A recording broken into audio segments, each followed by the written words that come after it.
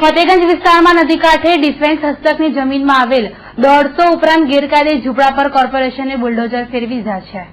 ફતેગંજ વિસ્તારમાં વિશ્વામિત્રી નદીના કાંઠે અને ડિફેન્સની જમીન પર વર્ષોથી આવેલ ભાતુજી ઝૂંપડપટ્ટીના રહીશોને નૂરમાં આવાસમાં મકાનો ફાળવ્યા બાદ પણ ઝૂંપડા ખાલી નહીં કરતા અંતે પાલિકાની દબાણ શાખાની ટીમે ચુસ્ત પોલીસ બંદોબસ્ત સાથે ભાતુજી નગરના 150 ઉપરાંત ઝૂંપડાને ખાલી કરાવી ઝૂંપડા તોડી જમીનનો કબજે ડિફેન્સને સુપરત કરવાની કામગીરી હાથ ધરવામાં આવી હતી।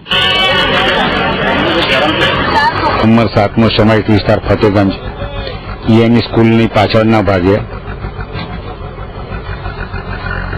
જીએનઆરએમ અંતર્ગત જે 156 જેટલા મકાનો હતા તેઓને આવાસ ફાળવી દીધા છે અને જીએનઆરએમના ડેપ્યુટી એન્જિનિયર શ્રી સિંગલ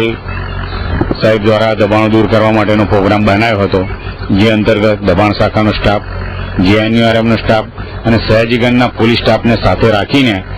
આ તમામ મકાનો તોડવામાં આવેલ છે। આમ તો ડિફેન્સ લેન્ડની પ્રિમાઇસીસ છે, હવે એ લોકોના માણસો છે અને કર્નલ શેખાવત સાહેબ સાથે વાત કરીને એમની પરમિશન આવ્યા પછી જ આ દબાણ દૂર કરવા માટેની શરૂઆત કરવામાં આવેલ છે।